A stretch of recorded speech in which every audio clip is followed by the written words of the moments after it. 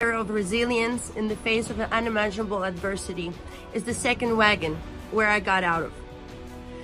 Every survivor of this fateful journey carries with them a similar testament, a silent scream for justice and dignity that has been too often ignored, mocked, repressed, and yet here we are, a proof of the indomitable human spirit's capacity to endure and to resist. Please don't forget about us. We're mostly young people having the Greek government against us instead of with us, with zero support, despite their initial big promises. As I share my story and the collective plea of those who share my pain, I ask you esteemed members to listen not just as legislators, but as fellow human beings. We are united today by a common bond of humanity and a shared duty towards justice and compassion. The question I pose to you and to the European Union is this: will we stand together to right the wrongs of the past and prevent them from reoccurring? Or will we turn a blind eye, letting the lessons of history fade into oblivion, risking for a predictable repetition? The horror persists, but so do I, and so do we all.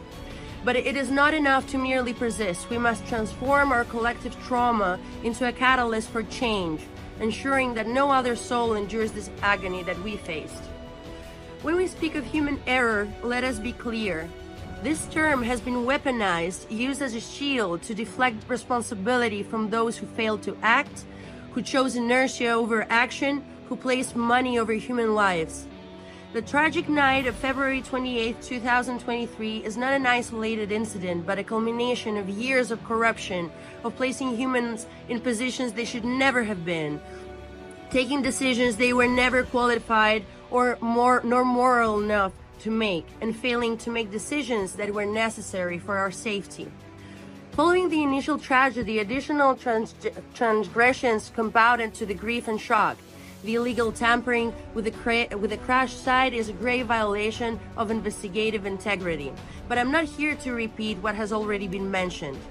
I will just say the discovery of flammable chemicals and the actions that followed make us question what protocols were followed, the purported human loss management plan, or perhaps the emergency response plan for accidents during road and railway transportation of hazardous goods.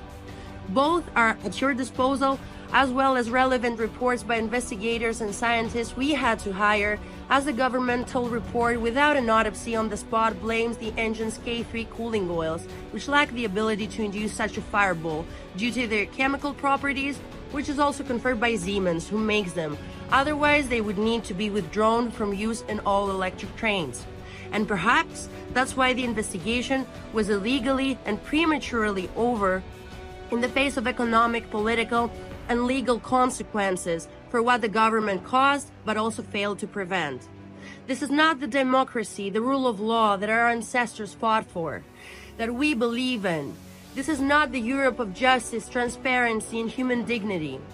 As we gather in this hall of democracy, let us confront stark realities and the path to reform. I will now proceed with the actions in need. First and foremost, we ask the immediate public release of the European Railway Agency conclusive report on the causes of the train crash. This document, shrouded in secrecy for far too long, holds the key to understanding the failures that led to this tragedy. Its continued concealment not only disrespects the memory of those we've lost, but also endangers lives today, as the Greek railway continues to operate under the same perilous conditions. We urgently call for the full disclosure of correspondence between the European Railway Agency and the Greek Ministry of Transport and Infrastructure. This crucial dialogue centers on the protracted and yet unresolved enactment of national safety rules for the Greek railway network, a situation that starkly undermines passenger safety and flouts legislative mandates. Under the aegis of Articles 13, 14, 59, as delineated in Article 7 of Directive 798/2006 and Article 60 of Article 8 on the same directive, alongside Law 4632 of 2019, Greece is obliged to enforce new national safety rules. This requirement has become all more critical in the wake of repeated fatal accidents that have marred our railways. Leaks from the ERA's conclusions to the press reveal a deliberate, egregious abdication of responsibility by governmental leaders. This dereliction not only contravenes the principle of legality through a calculated evasion of European directives, verges on the criminal. It amounts to manslaughter, rooted in a blatant disregard for the preventive measures necessitated by the very probability of human error. This failure directly imperils life, offering stark evidence of culpability at the highest levels of government, implicating figures such as Mr. Mitsotakis and Mr. Karamanlis in the systematic failings. Documentary evidence further compounds the situation. Mr. Karamanlis' own admissions, made 3 days post his testimony to the Committee of Inquiry, revealed that no comprehensive legislative decision had been rendered on national safety rules. Instead, a patchwork of general traffic regulations and circulars was mistakenly offered up as a stand-in, a move that ERA has consistently and categorically deemed insufficient for meeting the standards set by the European law.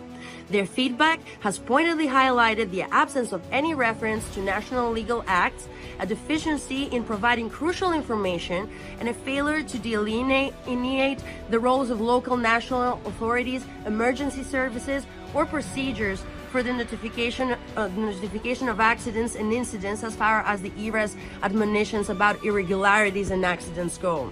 When we crashed, they initially believed there was an electricity problem. The befuddlement by Mr. Karamanlis suggesting expediency over ethical governance not only misled the Commission and the Greek public, but also perpetuated a dangerous status quo over a prolonged period, and thus the call to immediate action safeguards the lives of countless individuals. We assert the necessity for the European Railway Agency to immediately resign the security certification previously granted on the basis of RAS, the Hellenic Railways Organization, falsified and misleading annual reports. The gravity of the situation is underscored by impending criminal charges against the president of RAS as the actions of Greek justice commence in response to these deceptive practices.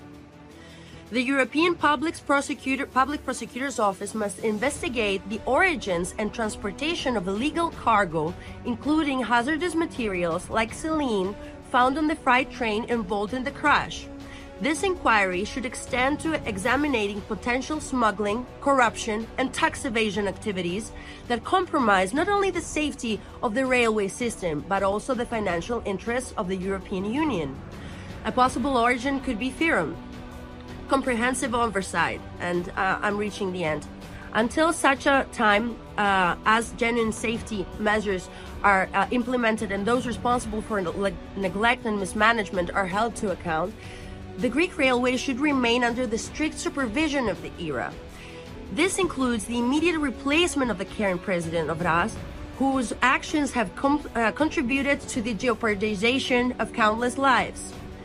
Safeguards, protocols, and oversight mechanisms currently in place should be rigorously assessed, ensuring they are robust enough to protect against any future calamity. The aim is to solidify an unwavering commitment across the European family, a commitment to uphold the rule of law and safeguard human values that are foundational to our collective identity.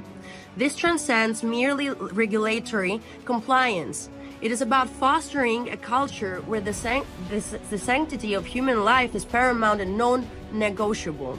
The imposition of penalties will not only reflect the gravity of the actions taken or not taken by those at fault, but will serve as a stern warning against the future harm. The severity of these sanctions should be meticulously calibrated to the level of culpability and awareness of the risks involved, underscoring the principle that with great power comes profound responsibility. Let this tragic event not only serve as a somber reminder of how governmental corruption kills, but also galvanize a movement towards systematic improvement that honors the memories of those lost. In their name, we must forge a future where such tragedies are not just remembered, but actively prevented through conscientious governance. This is not merely a call for action. It is a plea for a collective awakening to the intrinsic value of every life. It is a vision for a society where safety and justice are not just aspirational ideals, but fundamental rights. In sharing these demands, I stand before you not as an individual marked by tragedy, but as a representative of every soul that demands justice, safety, and dignity. Together, we have the power to rewrite the narrative, to ensure that the tragedy of the Tempe train crash becomes a turning point in our collective history, a moment where we choose action over words, truth over silence, and life over loss.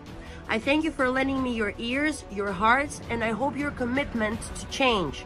Together, we can emerge from the shadow of tragedy to build a safer world and more humane future for all.